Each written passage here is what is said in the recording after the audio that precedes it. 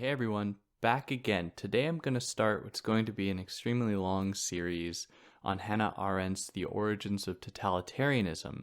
Now before jumping into it, if you want to follow me anywhere other than here, you can find me on Instagram at theory_and_philosophy or on Twitter at David Guignau.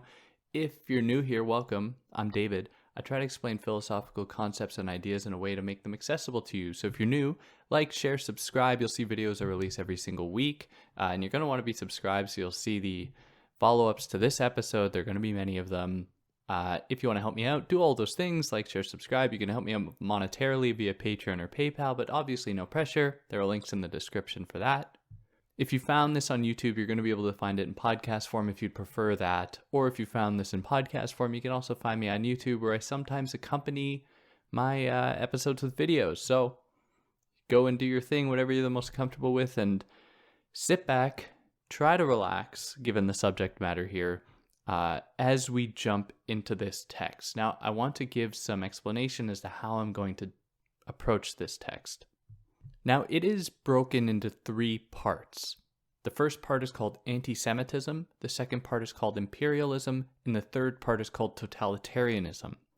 Now, the way that it is broken up is in such a way as to build towards the formation of totalitarianism, where Arendt tells us that logics of anti-Semitism and imperialism set the foundations for the formation of totalitarianism as we would see it or saw it form in Nazi Germany and Soviet Russia. Now, with that being said, I'm going to be doing this in 6 episodes, which I know is algorithmic suicide. No one's going to click anything after episode 2, I'm sure.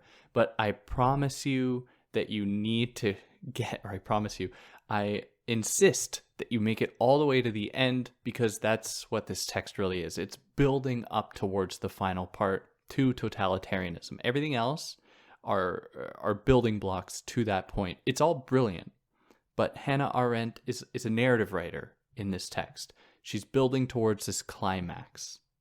So I'm going to be doing it in 6 parts. The first 2 parts will cover the first part of the book, Anti-Semitism. The third and the fourth part will cover the second part of the book, Imperialism, and the 5th and 6th part will cover the final part of the book, Totalitarianism. Now, there's a small chance that it might actually be 5 parts.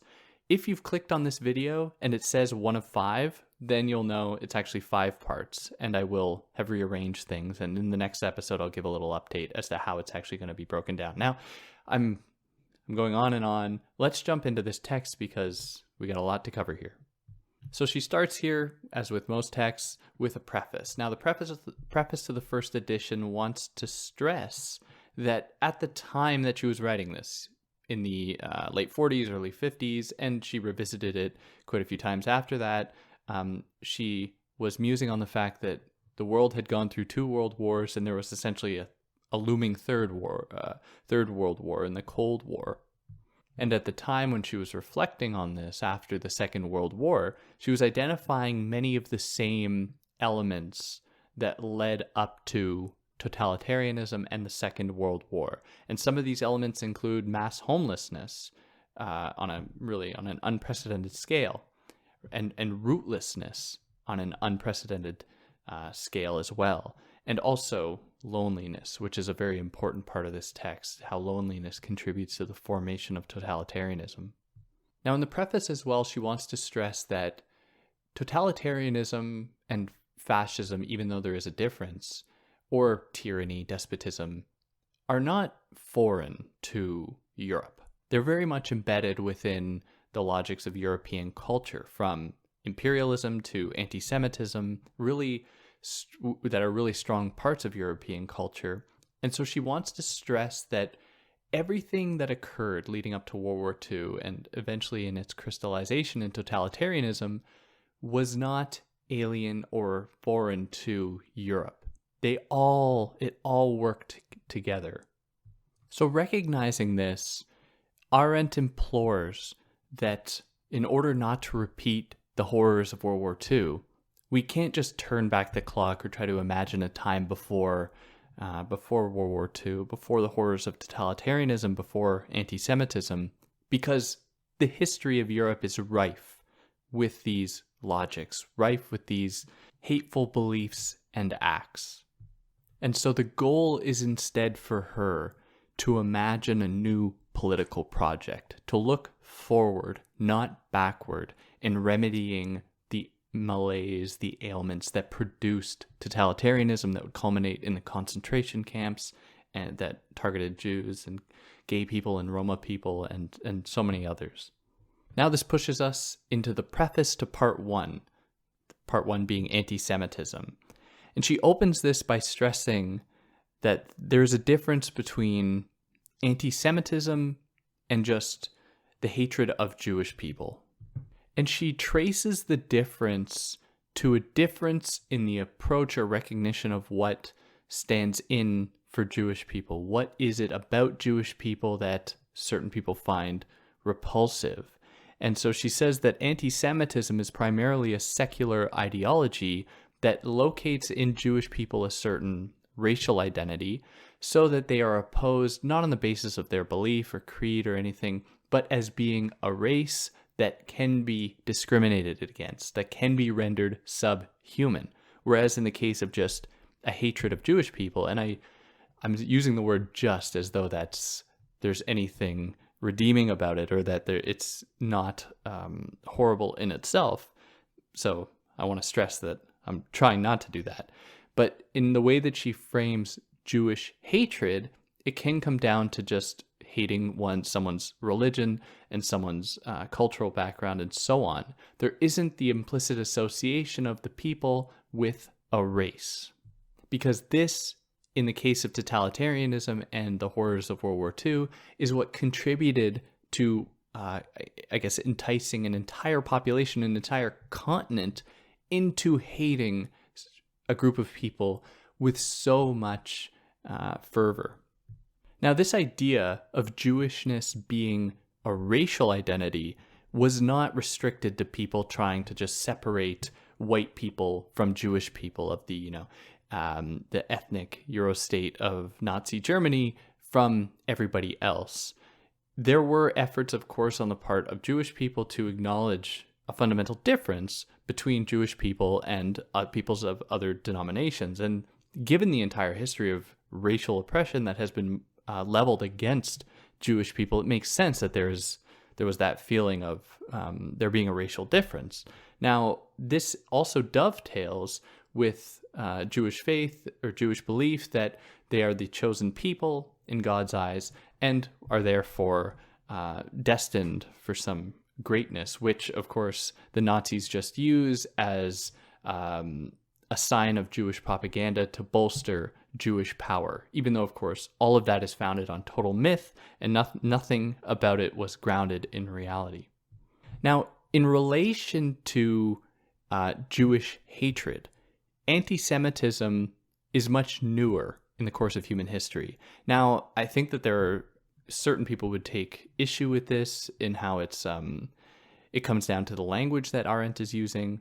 But whether or not she uses the term anti-Semitism as the new concept she is describing, I think that her point stands, in that she's describing a new kind of discrimination that emerged in the 19th and 20th centuries in Europe when Jewish people began to be assimilated into everyday culture. There was a little bit less oppression directed against them, and they were starting to occupy places of authority, be it political or economic, opening businesses, having some kind of recognition. This opened up a new kind of discrimination, which isn't the fault of Jewish people for entering these zones. It's squarely the fault of racists and other prejudiced people who believed it was necessary to distinguish themselves from these newly entering people into their space. Now, with this being said, because we're still in the preface to part one here, she wants to stress that her exploration of anti-Semitism here is not a complete one. Really, her focus is on totalitarianism. So in that way, she's a little bit selective in how she recounts the history of anti-Semitism in 19th and 20th century Europe. And she's very clear. She says, I don't have the space here to really go into a very, deep history of the emergence of anti-Semitism in Europe. somebody, and she says like someone needs to do that work. Instead, she is just drawing to the most important points that signal, that explain the formation of totalitarianism. Now, in relation to anti-Semitism, in relation to totalitarianism, anti-Semitism takes different forms. So in pre-totalitarian states, anti-Semitism might just be the way we described it, viewing Jewish people as a race that is somehow subhuman and therefore ripe for discrimination, ripe for extermination, and so on. Now, in totalitarian anti-Semitism, that still remains. However, there's a strong emphasis on conspiracy theories in order to draw kind of fake attention to Jewish people as having a great deal of power when they in fact did not. Now, these narratives, these conspiracy theories, were operationalized, they were used, not necessarily to call attention to any kind of real-world conspiracy, but instead to create the illusion that there was this real conspiracy that then demanded another conspiracy to combat it. And this is the conspiracy of the Third Reich, of the SS, or of the Bolsheviks in Stalinist Russia. And so it may be that people within a totalitarian system do not actually believe in the things that they are saying. They are just putting forward these conspiracy theories in order to justify their own striving towards global power. Now that puts us here into part 1, anti-Semitism, with chapter 1, anti-Semitism as an outrage to common sense. Now perhaps counterintuitively, anti-Semitism increased with the decline in the idea of the nation state. Now, if there's anything that I am going to recommend you take from this text, it is that the nation state, or the idea of the nation state, did not increase as these totalitarian regimes took power. Now, this might seem strange. Some people might say, well, I thought it was all about nationalism. I thought it was all about national identity, which is true. It is. But when Arendt here is talking about the nation state, she's talking about a steady equilibrium between the idea of the nation, which is a kind of imaginary concept. It is nebulous, in relation to or within balance with the state, which is more of a legislative functioning system. What happens in the emergence of totalitarianism is a gradual attack on this steady balance, this equilibrium between the nation and the state, where the nation becomes superior. And so people identify to these imaginary categories that they don't actually understand, all the while renouncing politics, renouncing legislative powers, renouncing democracy, and so on. So anti-Semitism and totalitarianism intensified as the nation state declined. And this also explains why there was an emphasis upon expansion on the part of Nazi Germany. They were very much looking to get away from the limitations of their state in order to expand into new territories, a desire to leave the state. So why Jewish people? Why were Jewish people selected to be the primary targets of Nazi Germany?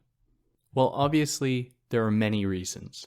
And she wants to dissuade us from thinking or believing the narrative that the Jewish people were just a scapegoat for people's problems following World War I, where after World War I and with the Great Depression, people were really suffering in Europe, especially in Germany.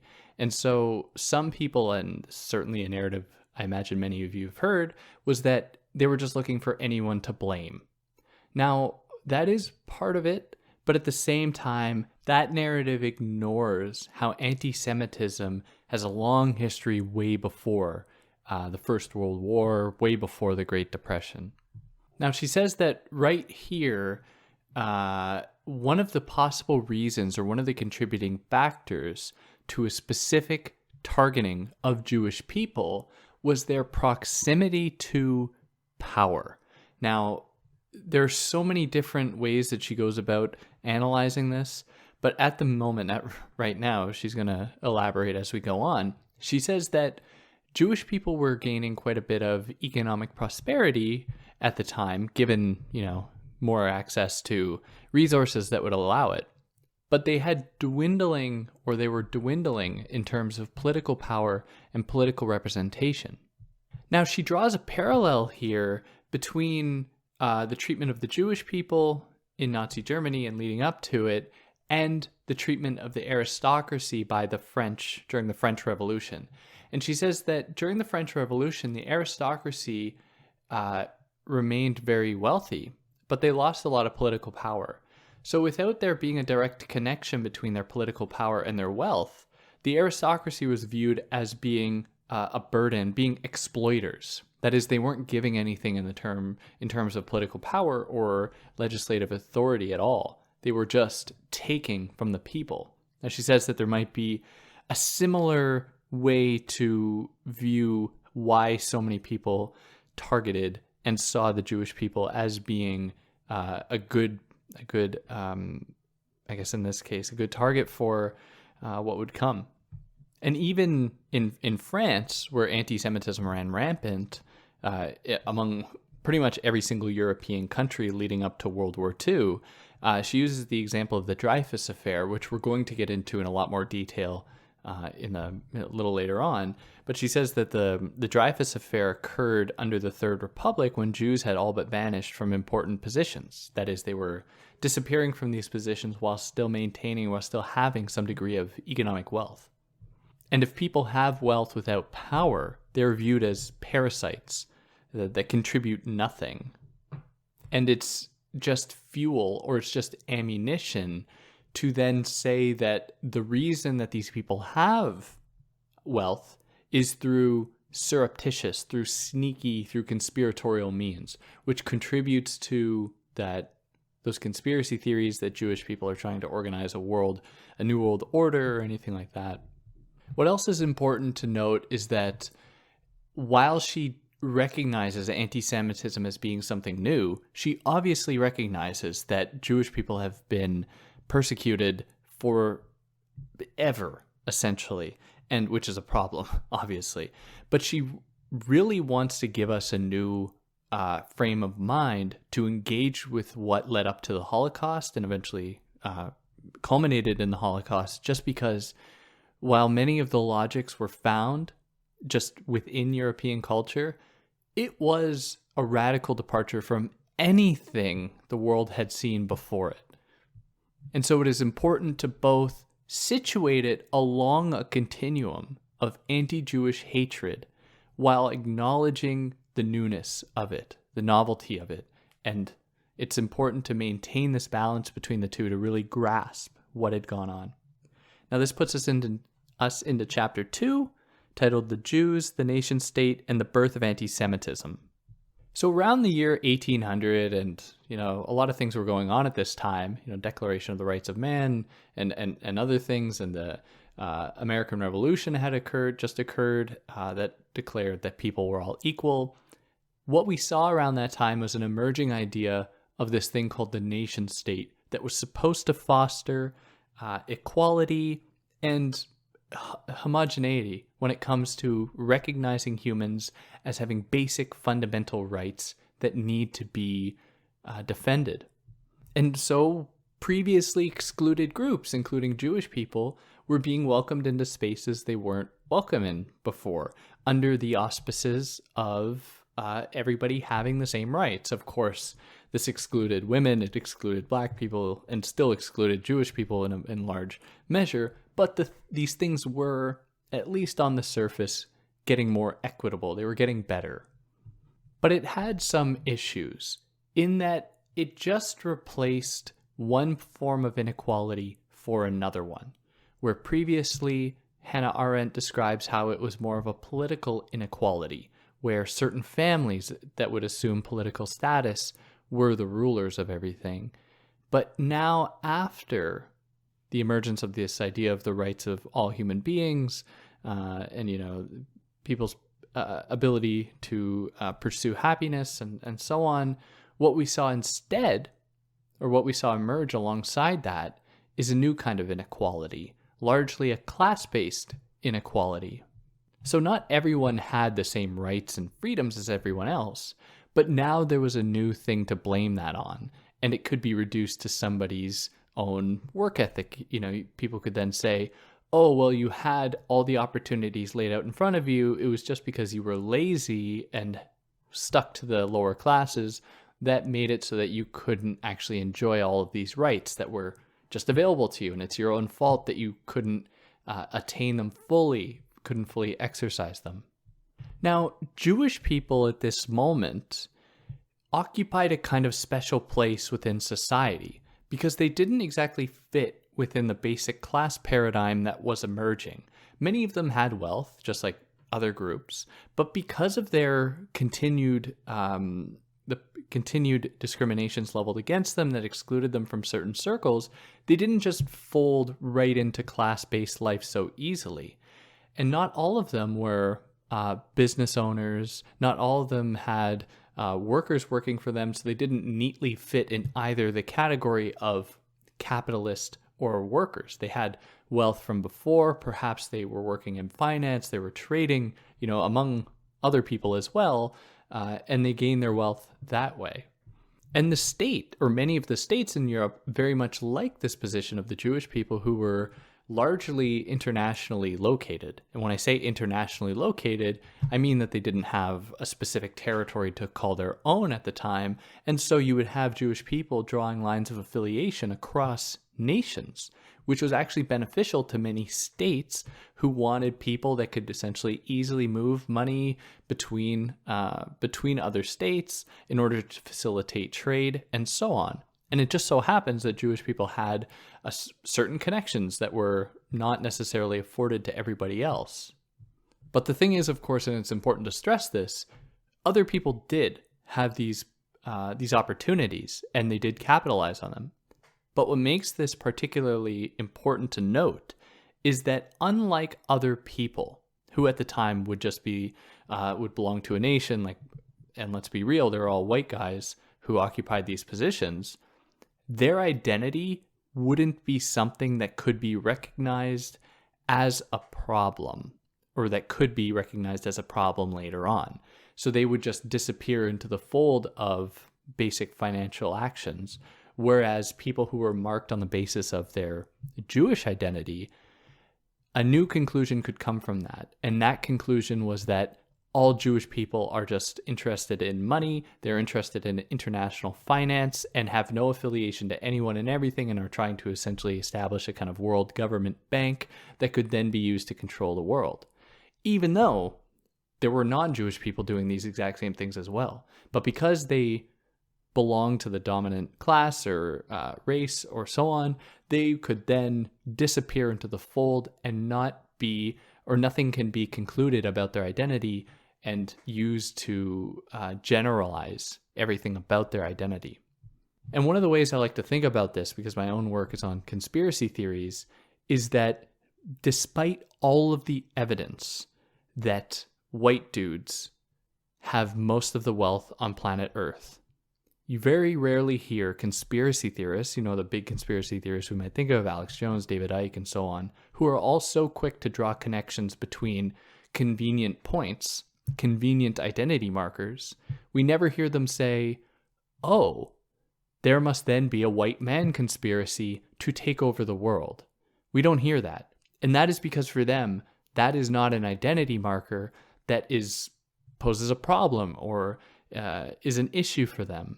Whereas other identity markers like Jewishness are used to create generalizations about the people, which reveals that these conspiracy theorists are not really interested in this conspiracy they're describing.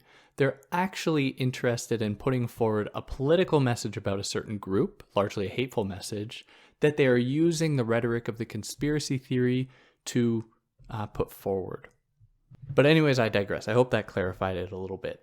Now, at the time, or between 1800 and 1900, there were going to be big changes occurring in Europe. And this was largely due to industrialization, where Europe, as it began to industrialize, began to accrue its wealth, and a lot more wealth for that matter, in a different way. It was relying less upon wealth, ancestral wealth, or wealth from previous generations, and now suddenly there were certain opportunities afforded through new ways of traveling, new ways of transporting goods, new ways to essentially accumulate wealth and to accumulate capital.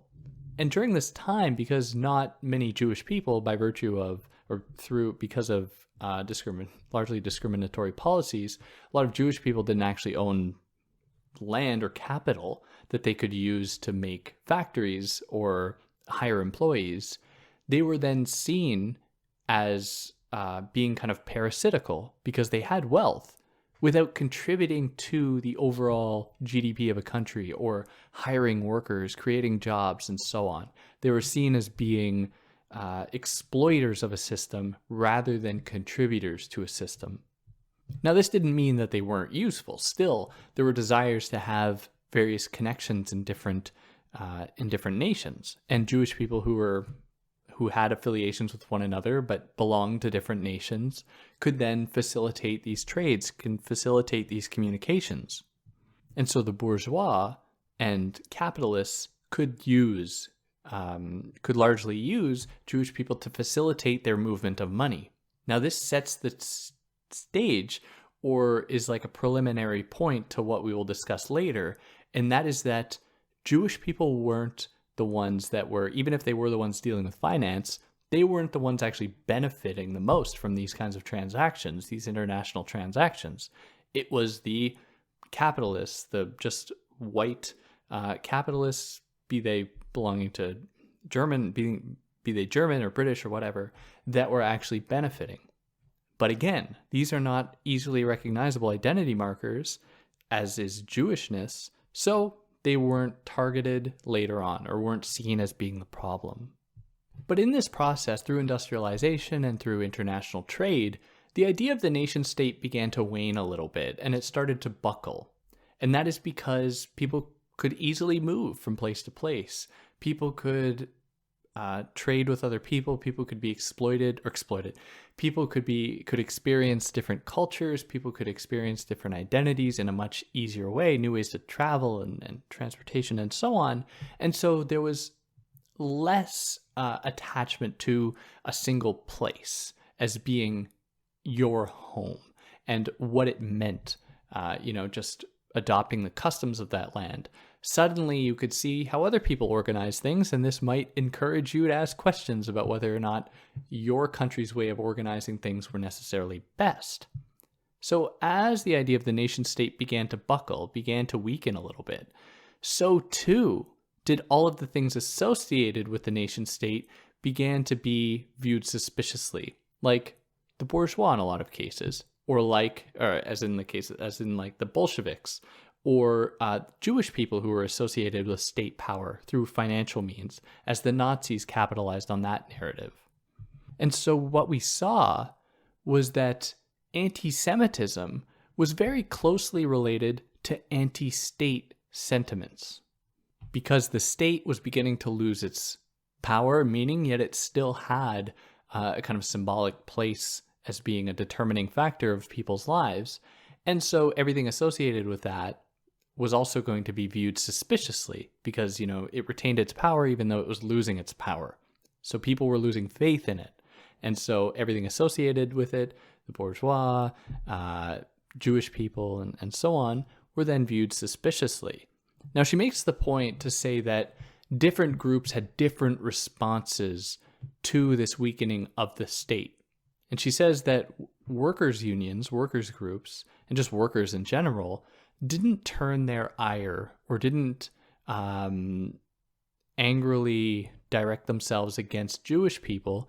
They were more focused in challenging the bourgeois. And they actually saw very much, if you read Marx, there can be a productive use of the state if it is organized properly, not if it's organized by greedy, blood-sucking bourgeois. But that doesn't mean, of course, that workers were not anti-Semitic. Like, you can't get that wrong, and we'll talk about that more as we go on. But it's just important to recognize that there is this attachment between the idea of the state and Jewish people. And as one began to wane, so too did the other. And this is also, looking back to after Napoleon's defeat, when the Rothschilds, as the famous Jewish family, very much gained in prominence and wealth, and were trying to save, essentially, and loaning money to many war-struck countries. And so people obviously didn't feel so good about this. They felt like the Rothschilds were just playing on both sides of the court. That is, I forget the expression, but they were playing on both sides, and that they didn't have any direct affiliation, and they were viewed as the secret, like, puppet masters to everything that was going on. And it was also at this time that new forms of equality were starting to emerge, or at least the ideas of that equality were starting to emerge. But for people like the Rothschilds, like Jewish people like the Rothschilds, it didn't mean a whole lot because they were rich and they were fairly well off. But for everyday Jewish people, it was a big deal that these new edicts were put in place, new efforts to attain equality were put in place, because not everyone had so many opportunities. But even though these efforts toward equality came through, there were still many reactionary forces behind the state and in that occupied state positions that tried to exclude Jewish people from most institutions, from universities, from political life, and so on. And this birthed two kinds of anti-Semitism. On the one hand, there was an anti-Semitism that had some exceptions. That is, it liked Jewish people if they were the minority of really rich ones. They were okay, but the rest were bad. Or there was the anti-Semitism that saw a few Jewish people as being like the secret wielders of global power, and every other Jewish person is okay, but they all point to, and they're all kind of in cahoots with these few rich Jewish people. And this might be a good point to insert a little ad. Okay, I hope that wasn't too jarring. I always select which ads are allowed up there, so it shouldn't be anything problematic. But anyways, yeah, let's keep going here. So at that time when the Rothschilds were being associated with a kind of global secret order of power, a new idea emerged as well. An idea that would essentially gain traction all the way up essentially to today. Like, anti-Semitism is still a huge problem today, of course, but it would certainly lead up to World War II. And this was the idea of there being a state within the state, which is to say that there's a secret order of people that actually pull the strings to what's going on in the state. Now, we very much saw this in the United States with this idea of the deep state, and certain Jewish names always being thrown around, like George Soros running the deep state, or even the Rothschilds. And this just harkens back to these earlier forms of anti-Semitism, which is why we have to be very careful and very, very vigilant to oppose these kinds of narratives. And even though there was no truth behind this, that there were these secret organizations running things, when the state began to lose power, still people pointed to who they believed to be secretly running things. Those were Jewish people, even though they weren't the ones benefiting from the state's greedy actions in foreign lands or the greedy actions of some capitalist producers and so on. They weren't benefiting from any of this, but they were a convenient target to distract and to deflect from the people that were actually benefiting. And again, this fed into the idea that rich people who, if they were Jewish, were used or viewed as being parasites because they weren't actually contributing to things. They weren't like capitalist landowners that were giving people jobs. They were just essentially accumulating wealth from their history, from their family line, and were accumulating wealth through interest by lending out loans that they would be paid back for later. But again, it wasn't just Jewish people. It was only that Jewish people were the ones that were actually associated with this because of this identity marker that has historically been associated with money. It was just convenient, largely, to pick out the Jewish people. Now, the petty bourgeois, little bourgeois, small business owners, were particularly bothered by Jewish people because they were trying to make a living for themselves, and they were being fed these narratives that Jewish people were just earning money by doing nothing. And so these people who had a fair amount of political clout, they actually were being represented in government. These were people with some amount of wealth, some amount of power, were then contributing to these narratives, these anti-Semitic narratives. And so we began to see the emergence in Austria, Germany, and France. We began to see the emergence of anti-state and anti-Semitic political parties arriving on the scene. And this was happening around the 1880s and beyond that, where there were many efforts to overhaul the idea of the state. And with it, that state within the state, the secret organizations that actually ran things. And these parties tapped into a kind of populism that was kept restrained under the rule of the aristocracy. And because Jewish people were viewed as being international, having no direct association with any state in any neat way, so too did many of these parties see themselves wanting to move beyond the state in order to match and to meet that perceived threat, that anti-state threat that they saw in the Jewish people. Now, these anti-Semitic and anti-state parties that emerged around the 1880s, 1870s in Europe began to fizzle out around 1900, really when industrialization was starting to take off. And this is largely due to the fact that people don't revert to populism or to the conspiracy theories often found within populism if they're doing well financially and politically and socially.